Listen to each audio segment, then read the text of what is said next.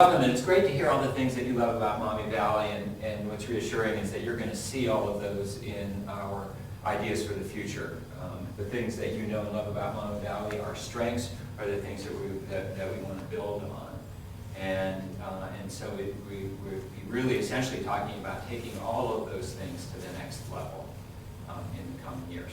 So I'm going to start by talking a little bit about the challenges, and I'm going to do that by connecting the future to our past. So I'm going to give a little bit of the history of the school and talk a little bit about the changes that have occurred over time with the school. Talk just briefly about some of the changes in the world, in the marketplace, talk a little bit about changes in colleges and college admissions, and then talk a little bit about the change in education in general. Then we'll look into the future and talk a little bit about how we take the things that you've all mentioned and build upon those. So I'm going to start with just a few things about the history of the school. I like to think that there are four waves of change, four significant periods of change in the school's history. The first is, the school started in 1848 in upstate New York, in Batavia, New York, between Rochester and Buffalo, as a girls' finishing school.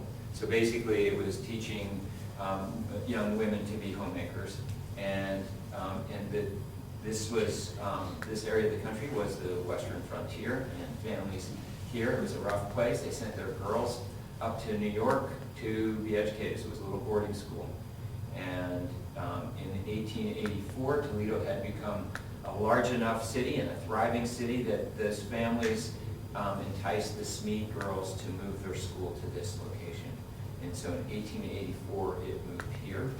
And it was in Summit Street, a couple of locations downtown, and then it settled into a large house on Collingwood Boulevard, where it stayed till 1934.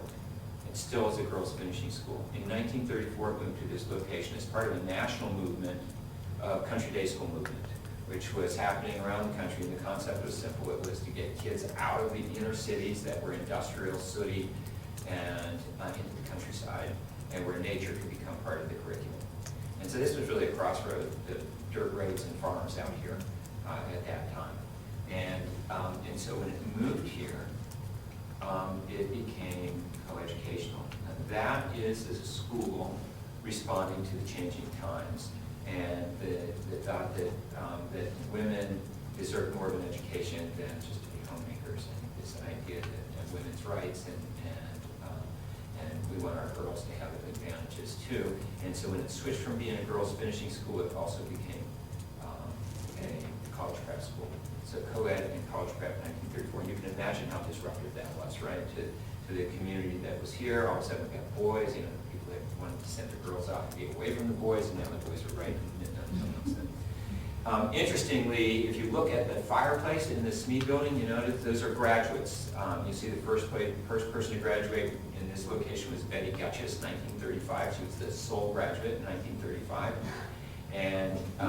And you have to go a long ways before you see any boys. It wasn't really till after World War II, because in those early years, the boys would stay here till 8th grade, and then they'd get shipped off to East Coast boarding schools. And it wasn't until Stork, these are the former heads of school, came along and he said, we need to figure out a way to keep the boys here. They developed a football program in the 50s, and he went around, Hardy Finkbeiner told me this story. He went around to the boys' homes and said to the parents, we need you to keep your boys at Maumee Valley and rebuild this football program. And he personally went around and built a football team. And so that was the first big change for the school and through that era. And then in the 60s, a lot of civil rights and turmoil in the country, and social turmoil and upheaval, and the school responded to that by participating in a program, again a national program called the ABC program, a Better Chance program. And this ABC program was designed to bring kids from rural countryside and also from the inner city into these elite prep schools. And so this is happening around the country, and so it was the beginning of the integration of Maumee Valley our first African-American students came to Maumee Valley in the 60s. And again, you can imagine that that was a bit controversial. Some of the families were sending their kids here not to be educated among a diverse population, but to be in sort of a country club school. And so that was something that the leadership at the school said, no, that's not what we want. It's not the kind of school we want. We want this to be a diverse population, and we want our school to look like the community that we live in. And so it was bold, and it was good for the school. And there's still a gentleman that I meet every time I go to Washington. I think he's living in Baltimore now, who started here in first grade, and he is the first African-American to come to Maumee Valley, and he stayed all the way through and graduated and loves the school and tells good stories from his time here. So then that was the 60s, and then really in the 80s and well, the 70s, not going to forget the 70s. 70s also a very big changes in the school. 1970, the lower school was built, open classroom. And so you went from a traditional classroom where the chairs were all in a row and the teacher was the master and stood up and direct delivery, like I'm doing now, direct delivery, everybody's sitting there taking notes, and from first grade up, you know, the recitations and all of that traditional schooling method. And they said, no, that's not the way kids learn best. Kids learn best by doing. We're blowing up the model and building this lower school. 35 families left the school when that opened. And the school was smaller then. 35 families was that was probably close to 20% of the families in the school. School went through bad times in the 70s. They had to sell property that was out in front. You know, the place that's a strip mall now, that used to be Maumee Valley property. In fact, the football field was out along Reynolds Road. And so that was a change that was disruptive, that perhaps they didn't have any neighborhood gatherings to talk about the change, to help people understand where they were going and why they were going there, that they hadn't prepared well. It turns out to have been the right thing. It turns out to have been really set us off in a good direction. There's no place where there's greater collaboration and interdisciplinary and hands-on learning than in our lower school. And I believe that has to do with the fact that there are no walls. The teachers see each other all day long, and they hear each other, and there are no barriers. When you put walls and doors up, people get isolated, and they all do their own thing. So I think that's been a great model for us. There are negative aspects, but there are challenges that it creates in terms of noise and things. But overall, on balance, I think it's been a great change for the school. Also, at that time, in the 70s, besides the open classroom, we had the energy crisis. And in the 70s, the energy became really expensive. And the school had the financial troubles I mentioned, actually closed down one winter and sent all the kids downtown to the Secor building, which is in the basement now is it's a good restaurant in the basement, and the first floor of it now. It's right downtown. It's the Secor building. It's the upper floors of it. The building was owned by a Maumee Valley parent, and he let us use those 2 floors. Kids moved desks, all their teaching materials, the teachers down there. Open, big warehouse kind of open flooring, and they held class there for 5-6 months because they couldn't afford to keep these buildings. And people say that when they talk about the history of the school, that's where the women's room program is going, because of the kinds of non-traditional learning that they did at that time, the many courses that they did. They didn't go from math to science to in the high school. They did projects, and they liked it, and they said, wow, we should continue this from this point forward. So that was the 70s. The 80s and 90s, the school just got lucky because a lot of people from the Middle East started to move to the Toledo, Detroit area. That UT was back MCO and the hospitals in the area, and there was a movement. There weren't enough kids in the United States going into medical schools, and so we were importing people and letting people come to America to study in our schools, in our med schools, and And so we started getting a large number of Middle Eastern folks into our community, and the diversity continued to grow to really to the point we have today. And then, and most recently, the big changes, of course, are the boarding school. And going back to our roots, we were boarding school in upstate New York. So the creation of the Dial House. And now the Chinese and Pacific Rim students, many more of those students coming to our school. And so our faces started to change again. We're starting to look different again. And this is all good, it's all healthy, and it's us responding to changes in the world and being flexible and attentive to the societal changes that are happening around us. And I think it's what keeps us strong. So that's a little bit of the history, and so we're in, I believe, in the middle of one of these big changes. And the Dial House, the iPad technology, in the last few years we've gone to a one-to-one technology program. That's part of it. The Chinese students, the international, truly international flavor that we have now, the boarding school, those are several of the indicators that things are on the move again here at school. And we want to have this vision to guide us. So this vision has three components. That's personal, experiential, and global. And I will break that down a little bit further as we go along. So the world has changed, and as you've heard over and over, I'm sure that the world has changed, especially in the United States. The economy's changed from a manufacturing economy to a service economy and to a creative class, a creative economy. So if you look at the next slide, this shows a little bit of that. So we have this is in the United States. We have the early part of the 1900s. We were building the infrastructure, and then we've got this domestic evolution, and we've got the post-war era and space race and television and all of that.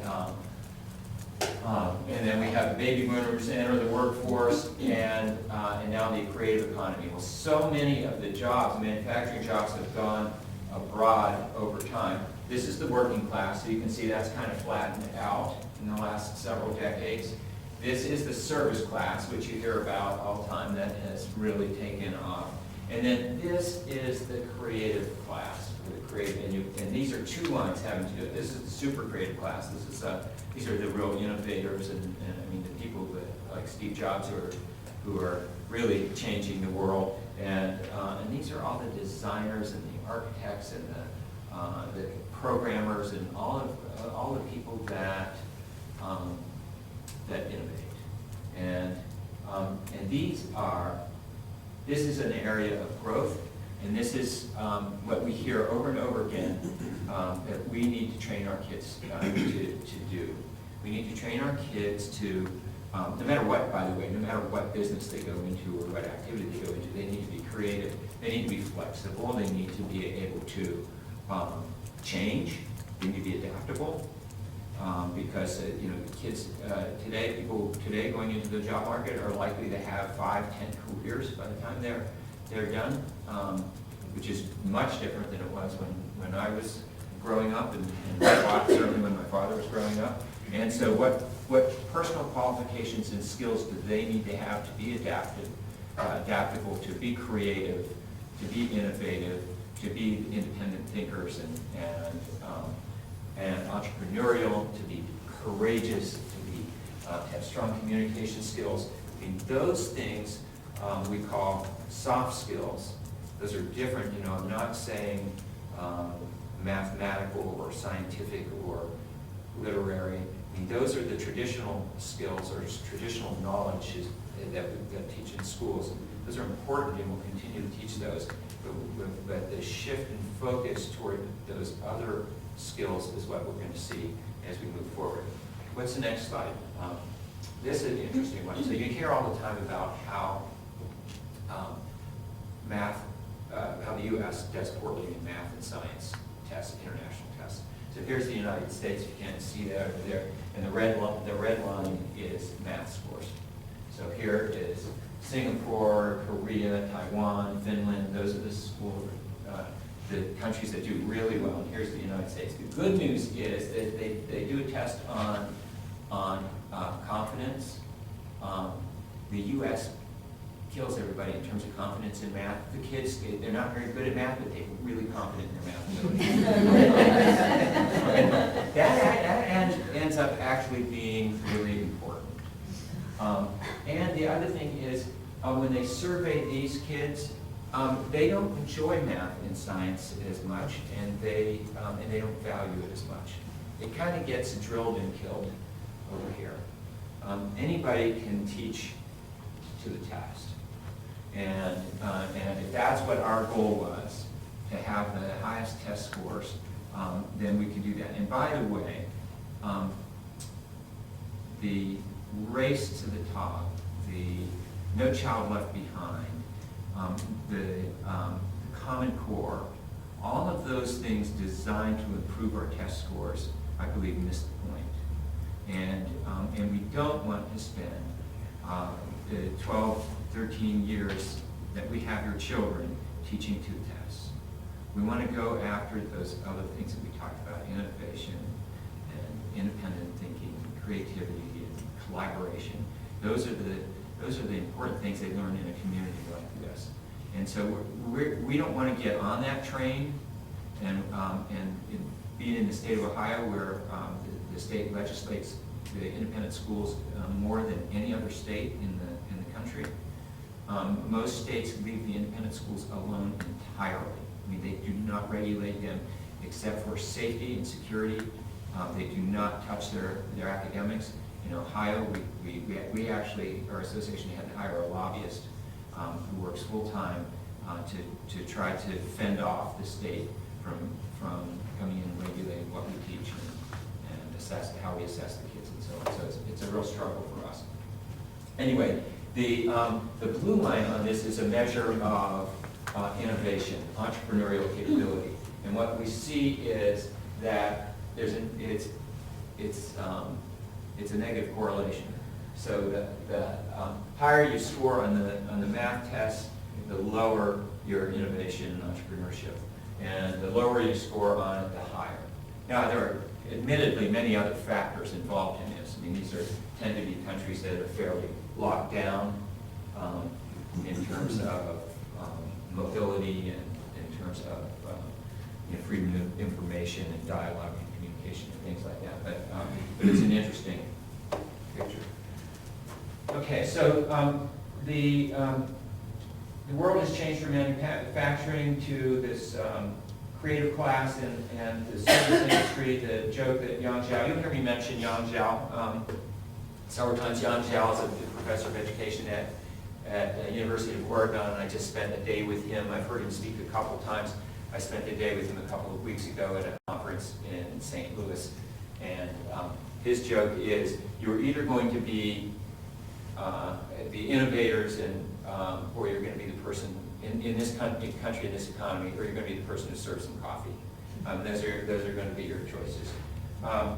So the education, how does education shift because of this? Let's see what the next slide, yeah. So this is the traditional, this is Yang Zhao, who wrote the book, The World-Class Learners.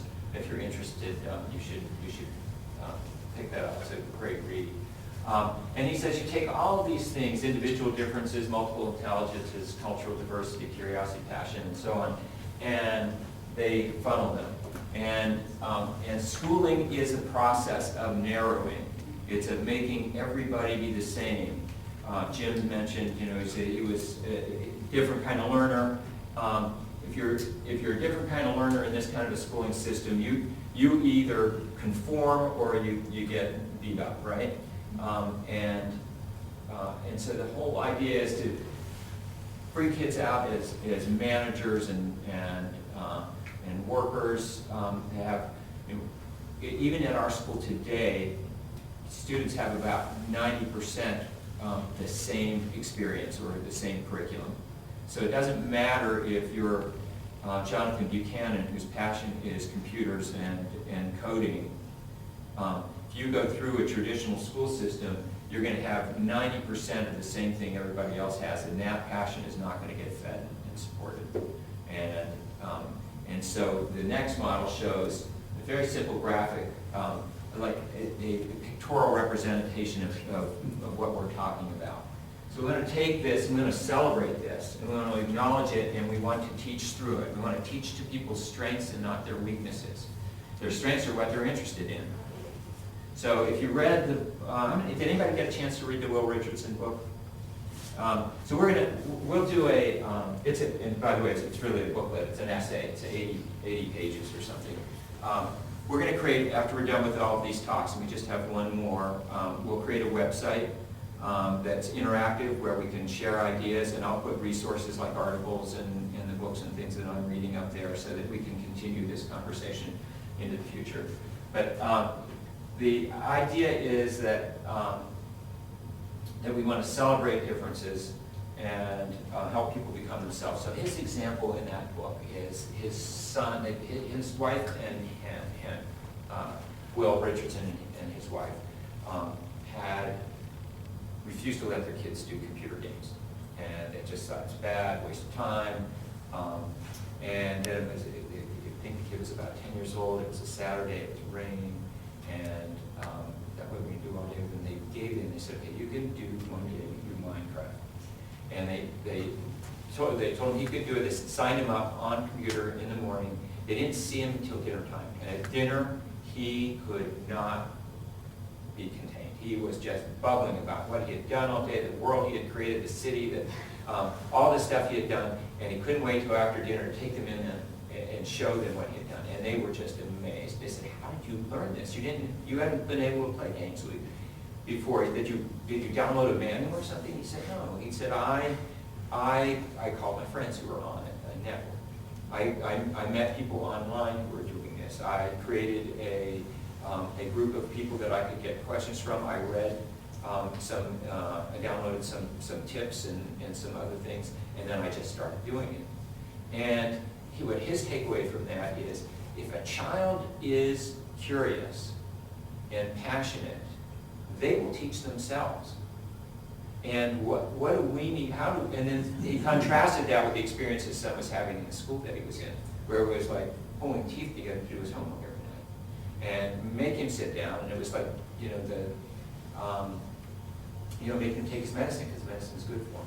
So how can we create school where the kids want to learn? And how can we take what they want to learn and teach them the things that we want them to learn? How can we use that to teach the things that we know they're going to need? So he coined the phrase, just-in-time education as opposed to just-in-case education. Just-in-case education is you open the kid's head up and you start kindergarten and you start putting in everything that you think they might need to know at some point in time, right? And it doesn't have any application to today. It's, it's building over time, but just in case you might need this information. Well, how many of you are using the calculus that you learned? How many are using even the algebra that you learned? How many of you recall, the history that you learned? And the just-in-time model of education is his kid needed to learn those things now to be successful at what he was doing right then, and he found it. So the idea there is teach kids how to be learners.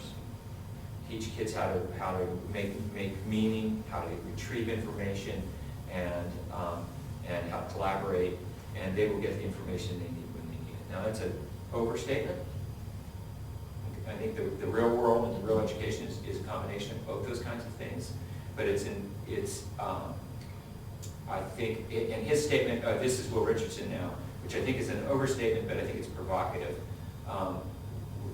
which is, if you can Google it, it shouldn't be on a test. And so you think about that, you just take that provocative idea and think about the things that are on tests that even we give to kids that are Googleable. And do they really need to know? And that's a process, by the way, we'll talk a little bit about that. That's a process we need to go through top to bottom, soup to nuts at the school, and really ask ourselves honestly, what's important to have in one's internal hard drive? What does every kid need to have already downloaded and memorized so that they can recall it. What are those things? Because there are things, I believe, as a former math teacher, I want math facts in there. Right? So everybody's going to get a chance to say what they want to have in there, but I want math facts because I think they need that to think mathematically, and I don't want them to go into a calculator every time they have to multiply 7 times 13. It is, so what is it? What's essential? And I'll mention that in a second. So we think the world of education is changing. Technology makes information available. This is Will Richardson calls it the age of abundance that we're in. It's never been like this before. It used to be that the teacher, you had to go to school because the teacher had all the knowledge. And there was a textbook that was out of date, by the way, right after it was printed, but it was the source of knowledge. And now, it doesn't all come to that one point. The teacher is not it. I mean, there's kids, and kids do teach themselves all the time. Can get information all the time, teach themselves to play guitar. I'm teaching myself to play guitar with YouTube. And there's free lessons there. I mean, you can teach yourself things all the time. In the number of MOOC classes, I was on edX, which is the Harvard and MIT site. I could quit my job tomorrow and just go to school, and it's free. It's just amazing what you can learn. So this age of abundance, information everywhere, so and anytime. So how should that change what we do as a school? So the other thing I want to point out is college admissions has changed. So I heard recently the new president of NAIS, the National Association of Independent Schools, the national leader of all the independent schools, whose name is John Chubb, and he was a professor at Stanford. He said last year there were 38,000 applicants for the freshman class, 1,600 students, 38,000 at Stanford. Of those 38,000, all but 3,000 were qualified. So that meant 35,000 qualified applicants at Stanford for their 1,600 freshman students. Now, it's not really 1,600 freshman seats for our kids because they want to have some international students in there. So those aren't available for our kids. They also want to have some athletes in there. They also want to have some diversity, and they want to have some geographic diversity. So our kids are really competing for smaller than them. But of those 35,000 that were qualified, they all had the test scores that they needed. They all had the grades that they needed. They all had the resumes with, this club and that club and this and that sport. This is, thanks to Amy, this is 36,000. I was wondering. So, I mean, you really have to see it up close to get a sense of what that looks like. And we have maybe one kid apply to Stanford every few years. How are they getting picked out of this group? It used to be, in the 60s, if you went to a country day school, there weren't that many kids who had that pedigree. And you used to have pretty good odds of getting into the selective schools in the country. Now, there are 36,000 kids who are qualified. They teach AP courses in China now. They're just churning out 4s and 5s on the APs, and they're churning out top test scores. That is not a differentiator. So the colleges are even asking, how are we going to differentiate? How are we going to tell the difference of who these kids are that we want? And so we look at this. They're all the same except for, right? Except for this one. This is our Maumee Valley student. The question is, how do we make a student pop? How do we make them stand out in this field of 36,000? That's our challenge. And so the short answer, the easy answer is that we make them interesting. And how do you make them interesting? And that you make somebody interesting by helping them become themselves.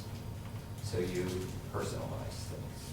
So if somebody expresses an interest, you don't say to them, not now, Right now you have to study your trigonometry and your U.S. history and your English, and you have to do these 6 hours of homework now. When you're done with that, pursue the thing you're interested in. Right? So last year we had this committee on we call it the Student Support Task Force. And I've heard stories from parents whose kids stopped playing piano, sold their horse, who gave up lessons that they were interested in, things that they wanted to do, and they couldn't do them. They quit reading for interest. They quit reading their own books because they had so much homework to do. That's a problem, because that's the old model of schooling. That's not this model. And that's where Maumee Valley faces a challenge, because we have built a really good traditional model with nice embellishments around, by the way, things like the things we do with Winter Room and the community that we've built. I mean, all those are really strengths and values that we have in Maumee Valley. But how do we take and allow kids to explore their passions and develop their passions so that when they're leaving here, they've got a narrative that is not like everybody, all 36,000 of those other narratives. So we'll have parents who sign their kid up for Kumon and for this lesson and that lesson and schedule them every minute of the day. That's not going to do it. That's going to get them, all that stuff and the stuff that we're doing gets them into this bucket. But how do we get them out of that bucket? How do we get kids to have a narrative so that everybody's got a narrative? How do we get them to have a narrative that's different than other kids? So again, if all they do is do really well at answering the questions that other people ask, which is traditional education, and they don't ask their own questions, they don't express their own curiosity, they don't develop their own passions, they're not going to get out of that bucket because there's too many other people just like them.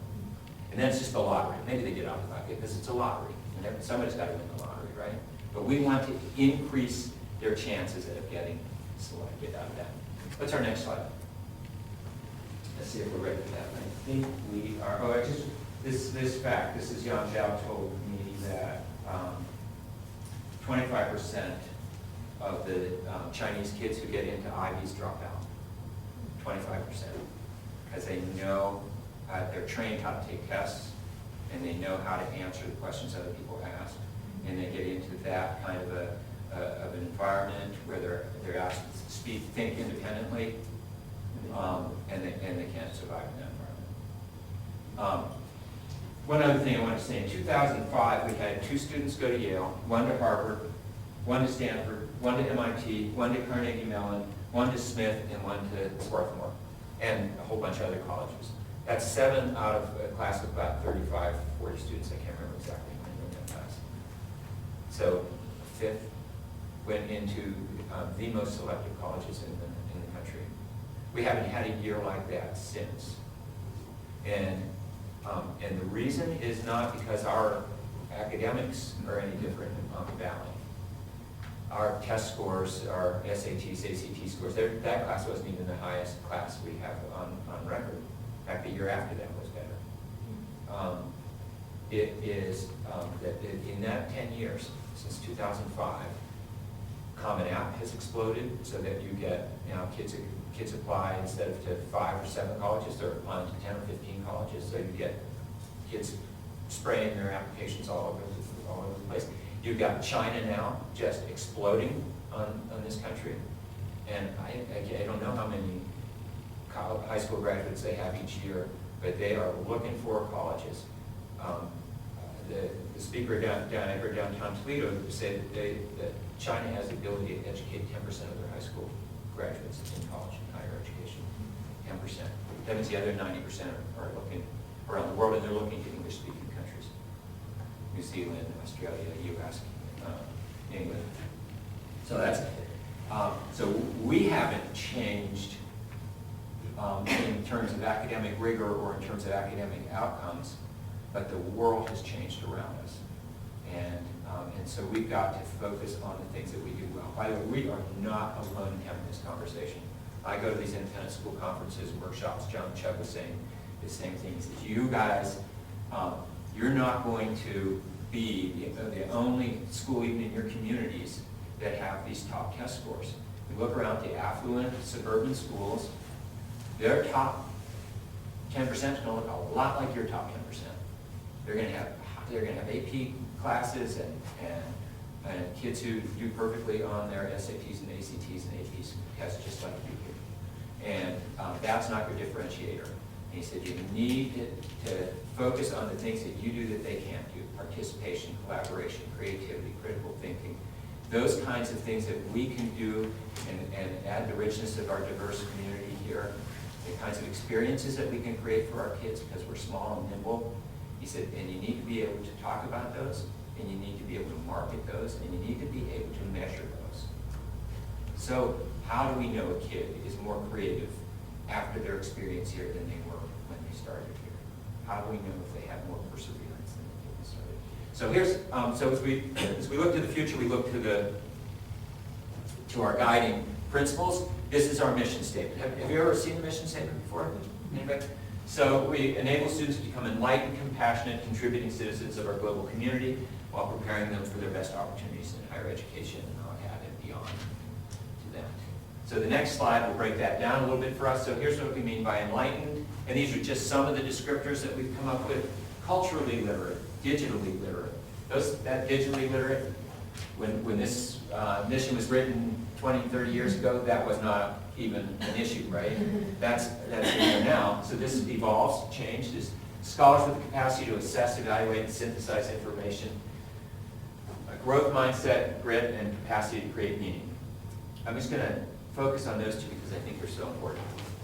This idea of growth mindset is that you have the expectation that you can learn, and that you just need to learn how to learn.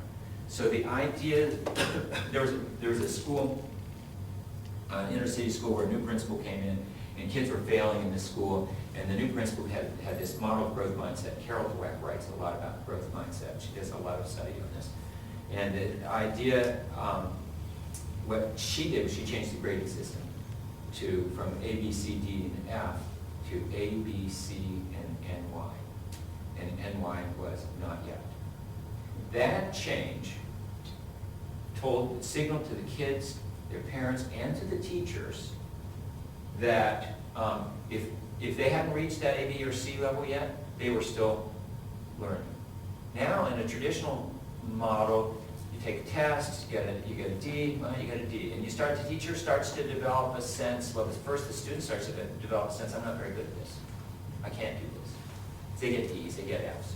The teacher starts to marginalize that kid. Well, she's not really good at this subject. I'm going to help. I care about her and I like her. I'm going to try to help her, and I'm going to, and we're going to get her through this class. You hear teachers say, I'm going to get her through the class because it's a good kid. But that doesn't use the growth mindset. The growth mindset. So there was a study done. There were two groups of students. One, they taught basic study skills like we all know. Here's how you take notes, here's how you underline, here's how you memorize, here's how you make note cards, here's how you read a text. And they trained the kids in that, and then trained this other group in the growth mindset. They started out talking to the kids, well, what are you good at? I'm a good skateboarder. Well, have you always been a good skateboarder? No. When I first got on the skateboard, I fell, I skinned my knee, I fell, and did you fall again, or did you get right back up and were you a good skateboarder? No, it took me many, many times to learn to become a good skateboarder. I skinned my knee, I actually broke my wrist, whatever the stories are, but they stuck with it. And they were really good at it now, and they're proud of it. They can do the half pipe, and they can do all these things with the skateboard, and they develop the skill. And so they do that sort of personal case with each kid. What are you good at that you didn't used to be good at? How did you get to be good at it? You repeated, and you failed. And you got back up and you did it again. Failure is part of success. And so they train the kids in that so that they don't shut down when they fail in an academic class. They realize that's part of the growth process. So they train these two groups of kids to think study skills, growth mindset. At the end of the semester, they looked at their progress in their classes, and the kids who had been trained in the growth mindset outperformed the kids who had been trained in the study skills. Now, it's not a big scientific study of a lot of different control groups. But it was this Carol Dweck did this and came out with that, which I think sort of resonates with me. It makes sense to me. And so we started talking with, in our Dial Center for Academic Excellence, we've been talking with Tara, who runs that, about using that with the kids that she works with, growth mindset. Grit, they have done studies that show that kids who have grit, perseverance, will outperform, have more success than kids who have high IQs. So grit is a greater determinant of success than high IQ. You buy that? Make sense? Yeah. If you're not going to give up, if you're determined and you persist, you're going to find success.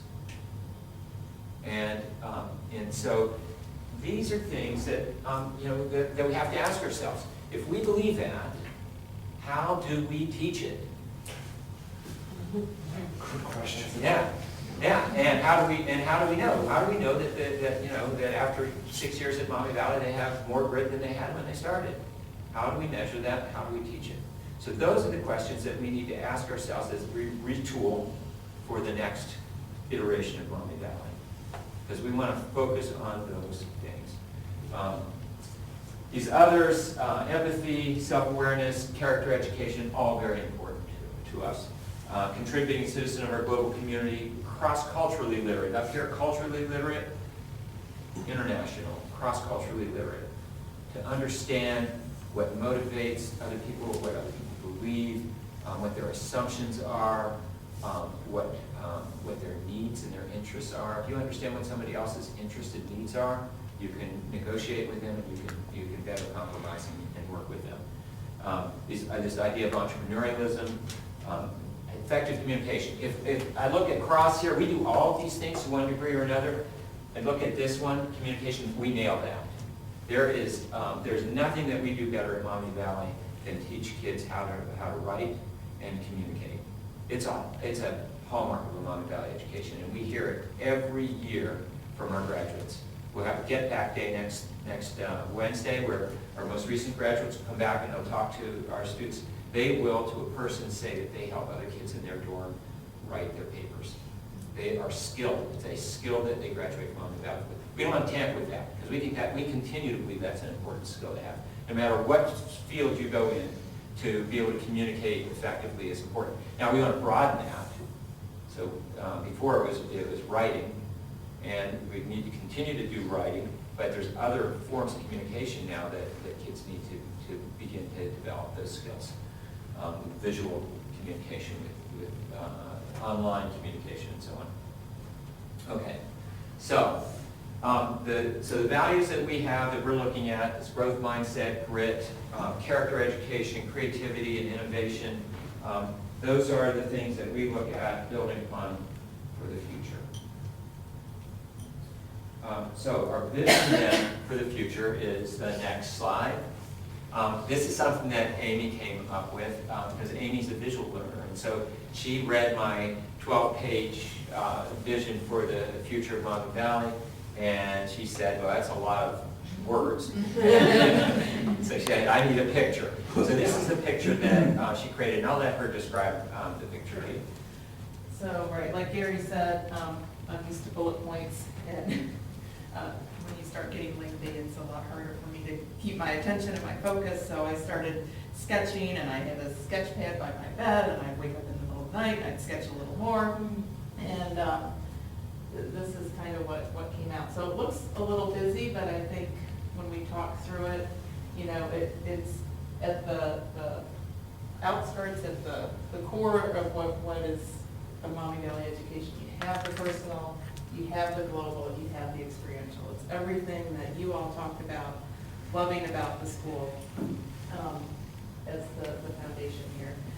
And what Gary was talking about with the Minecraft story was being able to reach out into a community of learners. So he mentioned Jonathan Buchanan, who is a 6th grade student here. In the 4th grade, he had the app published with Apple and was the youngest kid in the country to do that.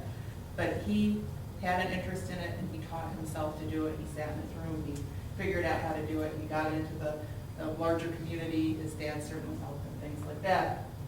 But we don't have an app development expert here at the school, but what we do have is a great way to get these kids connected to a broader network. So it could be community leaders. So we have kids in Winterham that are out studying poverty in Toledo, and trying to do real world problem solving on how to do that. So working with community leaders. We have regional or global experts. Maybe the expert is in Finland, so how do we get somebody attached up to that?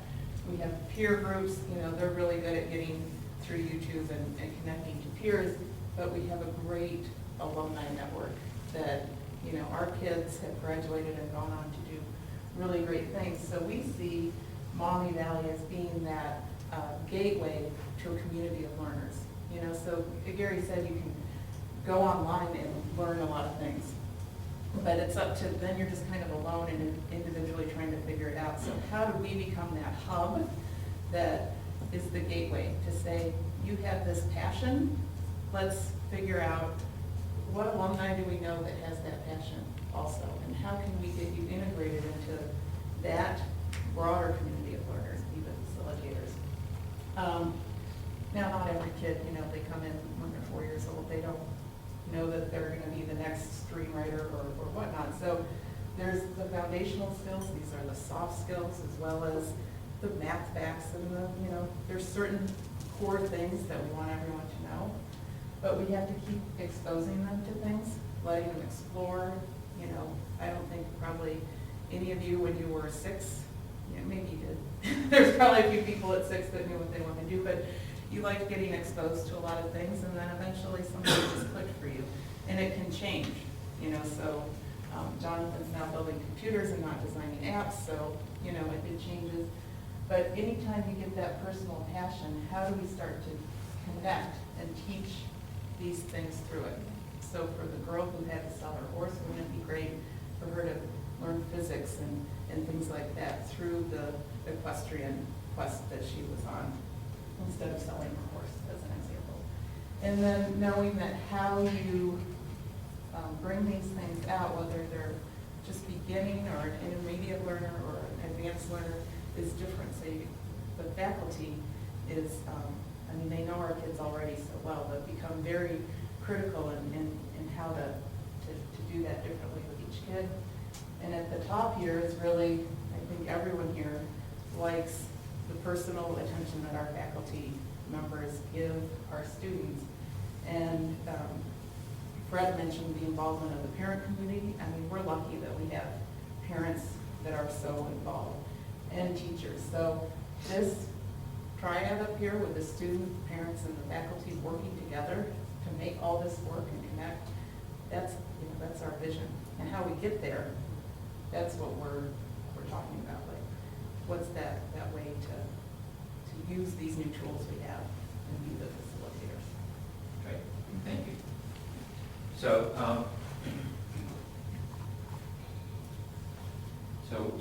what is it going to look like?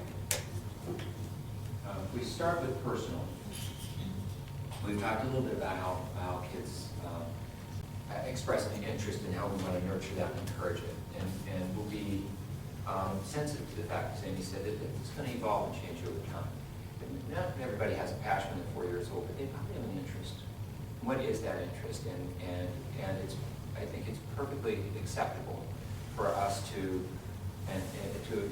allow that kid to explore that, spend some time with it, and fully expect it's going to change. It's probably going to be the unusual kid that sticks with that over the years, right? And that's okay too. We need to recognize that and support it when we see it. But we want to create time for that to happen. And to create time in a schedule that is jammed already means you need to remove some things. And so what do we remove? That's the $20 billion question. What's essential? And so we're undergoing a process that's a 5-year process. We're in year 3. It's called the Understanding by Design process. You've seen me refer to it in letters and share a little bit with you. Understanding by Design is a curriculum review process. And when we say it's 5 years to go through one iteration of it, but it's never done. Once you get it going, it's ongoing. And it's really just a best practice. It starts with the departments. So we start with in the English department, we say, what are the enduring understandings? We say first, what's your departmental mission and how does it support the school mission? And so each department had to write a mission that supports that school mission that we showed before. And then we say, okay, what are the enduring understandings? When a child goes through the English program from kindergarten through 12th grade, what do you want them to be able to do and to know? What are those things? And what will they be able to do and know 5 years after? What are those things that are enduring? Let's talk about this. Let's be really explicit about those. And once you have that for your department, then I'm going to come to you as the 12th grade English teacher and say, what are the enduring understandings for your class? What do you want kids to know at the end of your class? What do you want kids to know at the end of the 11th grade? What do you want kids to know at the end of 10th grade? And we align those up and make sure those support one another and there's continuity and no gaps and that they all support this mission. And in that process, we can maybe start to cut away some of the stuff that is not really contributing to that. Some of the things that we do because we've done them. And I don't want to name any projects that teachers have, but if you think about things that your kids have done over the years that have been done here for 100 years, which of those things can we set aside? They're good, they're fun, they're engaging, and so I get that, but are they essential? Because we want to make room for things that we think will serve kids' development of their passions and their stories and their narratives. So that's personal. So how are we going to do it? Well, we're going to do it with a strength and advising program. Advisors are, over time, going to become more mentors. And we're going to look, I don't know what it's going to look like. I don't know that, for example, that would have one mentor for grades 1 through 6, or one mentor for grades 7 through 12, or if that will change every 2 years, every 3 years, or every year like it does now. I'm not quite sure how that happens, but maybe it will be flexible. Maybe if it's working, we don't change it. If it's not working, we change it. I don't know what that will look like. But a really strengthened mentor program where teachers have a mentoring curriculum where they know how to work with students to help them learn the path and develop the path. So stronger mentoring and a portfolio program. Let's start at the beginning collecting artifacts. And that's something that, by the way, parents are part of all of this, right? They're part of the portfolio, they're part of helping select those artifacts, identifying things that children are really good at, and helping kids understand that, things that kids are interested in, things that they're not, and to start to build that narrative for the kids by collecting those things and allowing those to go with them as they move through the school. So by the time they're in 12th grade, they've got multiple years of collected works. So those are some of the things that we'll see. Also, along those lines with the mentor and in the learning portfolio, I would expect each child to have an individual learning plan, an ILP, that they would develop that would be tailored to their interests. So, for example, does every kid need to have calculus? How many of you had calculus? How many of you use your calculus? Okay, in some ways, I'm a math teacher, and there are some things that I like, analytical thinking, abstract thinking, that we do in calculus. Are there other ways to teach those thinking skills that maybe are more related to something that kids will use and find useful? Now, if you know you want to be a doctor, you know you want to be a scientist, and this is just the medicine you're going to have to take, then there's that ability. But maybe we teach those kids some of those skills through coding. We teach them in other ways to think logically. as long as we've identified that that's really the skill that we're after, that's really the enduring understanding that we want kids to have, is that ability to think analytically and critically and to hold multiple variables in their heads at one time and think about change over time. If those are the concepts we're teaching, is calculus the best way to teach them? Or are there other ways to teach them? And what is it that you need? What's your learning plan? Now, I want to reassure you that we have to think really hard about what's the core of a Maumee Valley education. We don't want kids to come out of here and not have a solid foundation in a lot of different areas. And you'll see here this exposure and exploration. Kids might not know they're interested in something. So we're not talking about having 500 completely unique paths. There's going to be a core, there needs to be a core of commonality that we say this is what it takes to be an educated citizen, to make a good sound. Everybody needs to know their math facts. Everybody needs to know the story of our country. It needs to know the Constitution and the enduring values of our politics and of our history. So those, we're not talking about throwing out stuff like that. We're talking about identifying what those things are and making sure everybody gets those, but cutting out the things that maybe aren't at that level, but it's what the teacher's interested in. Next thing is the experiential. And in the experiential, we do some things really well with experiential. Some things we do, project-based learning, I think we need to do better. So project-based learning is that kids learn by doing, so good. That's a real good thing. But some of our projects have really as their learning outcomes collaboration and time with mom and dad to build something or to make a diorama or something like that. But really, what are the kids learning from that? And one of the speakers I heard recently made the distinction between project-based learning and product-based learning. And the words really don't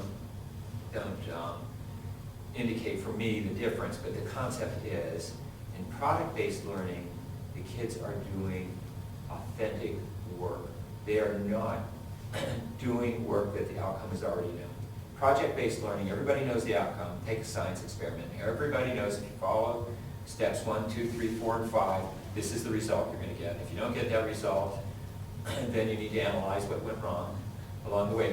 But there's no mystery at the end of it. Everybody knows what you're going to get. Same thing with a lot of projects that happen in class. Teachers have been doing them for 30 years. Everybody knows what the end point looks like, right? Product-based learning is open-ended. We're asking real questions and we're encouraging the kids and teaching the kids to ask questions and seek the answers to those questions. And we might not know what the answers to that is. So High Tech High in San Diego based their entire curriculum as a charter school on the waterfront. What's happening in the rising oceans? What's happening with pollution? What's happening with El Nino? What's happening with the fisheries? What's happening with commerce along the water? What's happening with the drug running that's coming up from Mexico? How does the waterfront in San Diego impact the lives of the people in San Diego? They've written 2 books on this, the high school has. They do scientific research. They write papers. They gather data and analyze it using statistics. So they're teaching the core concepts through authentic work in their community. And those kids are engaged. They're doing something real, and they're learning along the way. And by the way, they're developing terrific personal narratives. They're doing art because they're expressing it. They're using different graphics and things to express the findings that they're doing. So how do we look at the community and the Swan Creek and the woods and all that we have here to engage our kids in authentic hands-on learning? Not just cutting paper and doing paper projects, which is the old school project-based learning, but authentic hands-on learning, real questions, real challenges. So that's really it. By the way, where we do that right now really well, Winter Room. I'm supervising 5 kids for Winter Room right now. I'm doing independent studies. I've got 1 student I visited downtown yesterday. He's working with the United Way. Wow, they want to hire him. And they're looking at giving him a paid internship. He has written several of their press releases. He has been working on their website. He has been going out and meeting with people and trying to figure out what their needs are, and he sits at the table, and they want him to be part of an advisory council. They said, I can't believe we're so impressed with your school. I said, he's one of our weaker students. I did say that. And we have another student who Thad Woodard is at UTMC doing cancer research. He is adding data to their research. He is going in there every day. He's got his own job to do. Now, so he's working with a graduate student, so he's helping her do her research, but he is conducting part of it so that they can have enough tests to show that they're replicable. And he is learning cancer research. We have another student who I'm working with at BGSU, working with a professor there, who is studying viruses. She's in the lab every day, and she's doing that. The funny story for her is when he has to leave the lab to go lecture, she goes to his lectures. She's sitting in a class, and he asked a question, something to do with, they were talking about genetics and what you pass along, and some things that people can have for a long period of time, but it doesn't affect their offspring, but it will affect them later in life. And so he asked for examples, and kids were quiet. Nobody's raising their hand. And she's thinking, she said to me, she said, I could think 4 or 5 things, but nobody's raising their hand. This is a junior at our high school. So finally, she said she timidly raised her hand, and he called on her, and she said, arthritis? And he said, yes, arthritis. And then he introduced her. He said, this is a high school student who's visiting. So there's that. We've got a student I'm going to visit. I'm going to drive to Chicago tomorrow to visit Lucas Saza, who's working in the financial markets in Chicago, shadowing somebody. And his blogs are amazing stories about what he's learning and shadowing people. So we have kids out. We have kids in the Bahamas doing marine biology. We have kids doing art, with kids spending the month exploring things that they're interested in. How do we take what's at the heart of that winter program and expand it? And by the way, the winter program is a funny program because it has the effect in the high school, the unintended consequence of making the rest of the high school more traditional. Because if you take 3.5 weeks, a month out of an AP curriculum, and now you've got, instead of 9 months that everybody else is taking to teach APs, you're teaching them in 8 months, you are on a long, fast, hard march. And those kids have hours of homework, and it's just drive. And that adds to the stress. And we are not immune to stress at our school. We have kids with eating disorders and this very serious consequences of high-stakes testing and high-pressure education. We don't need to do that to our kids. We really don't, to achieve the outcomes that we want to achieve. We can achieve those outcomes without doing that to them. They don't need to do 6 hours of homework a night. They don't. There's a lot of these schools that we look at that have the high scores, they're not doing that to their kids. We can do better, and that's a challenge for us. Experiential education, how do we make that work? Global education, I think we're doing a really nice job with global education so far. Sarah and Rick have done a phenomenal job. Some of the challenges that we had a year ago that we were wringing our hands about, integrating this kids segregating, it's gone. It went away. It went away because of the family and the environment that they created over in the Dial House. And now that Dial House is one of the centers of campus. Our day students go over there, they eat, that was the secret, by the way, say some food, right? They make food available to the kids go over there, they hang out, they study with it. Some of the teachers will go over and have dinner, and then they'll stay after and help tutor the kids and work with the kids. It's just become part of the life of our school. And those kids need to speak English over there, and Sarah's required them to participate, to volunteer in the school, in our after-school program. And so they're just engaged in the life of the school. Our school's engaged in the life of the dorm. It is a good step forward for us. But we're looking at other opportunities. We're looking at partnerships with schools abroad. We're looking at, there's a great school in Minnesota, Shattuck St. Mary's, that does a joint diploma with a couple of schools in China. And we're looking at that. What can we do to build upon this program? How can we help our kids become cross-culturally literate? So I told you a little bit about the UBD. You're going to hear about ISACs. ISACs is Independent Schools of Central States. That is our accreditation body, and we're doing our self-study this year. We're using some of our UBD, or Understanding by Design work, to meet those needs. We will get evaluated next fall. In our presentation to them, we do a self-study that tells them these are our strengths and weaknesses. They'll look at those and agree with us, and recommend we fix our weaknesses. But most of the work is from our own self-study and our self-analysis. So that's going to come and go in the next year. And then the other thing that we're doing that you've heard me mention is scheduling consultant.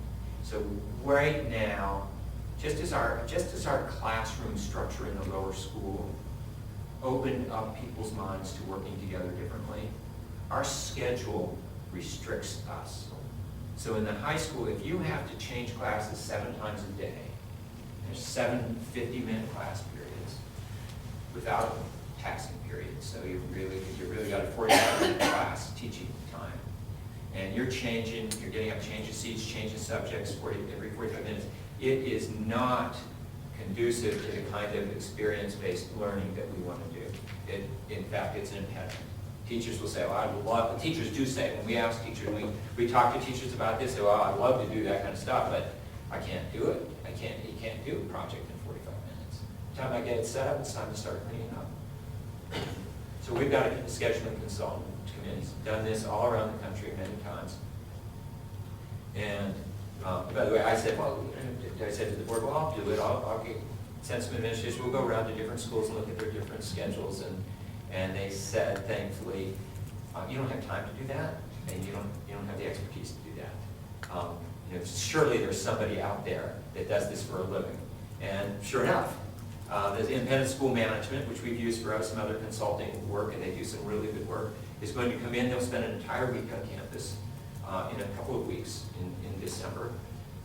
They will spend the week visiting with teachers, students, parents, administrators, and they will design a schedule for us based on efficiencies and making things work better, but also based on our aspirations. So I've had long conversations already with the consultant about all of this, and so he will come up with a couple of drafts, and then he will present them to our leadership group, and we'll give them feedback, and then that's why we're taking that half day off. I think it was December 13th or something like that. We're taking a half day because you needed 4 hours to go through it with the faculty. And then in January, we bring in another set of consultants who will help our teachers, train our teachers to teach in the new schedule.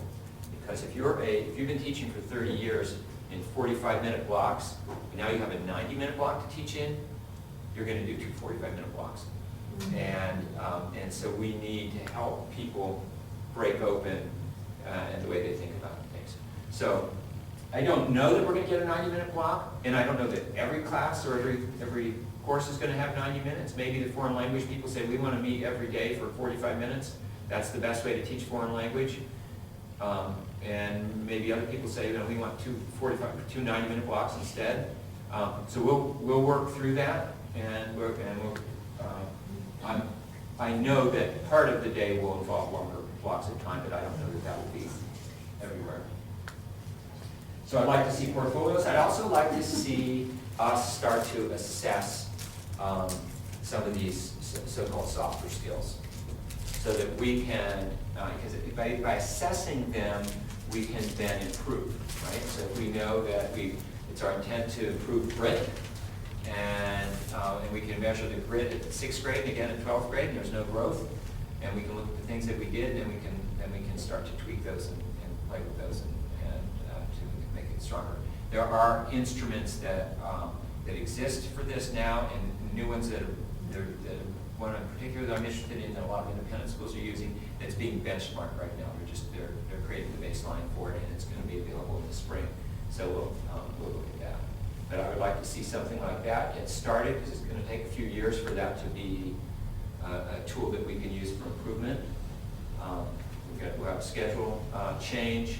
We'll start to develop the portfolios, and and you'll hear us talking about all these things. And like I said, we'll create a website here through the end of the year. We'll probably have something up by January for you all to start to interact with and to read. I'll attach articles there and so on.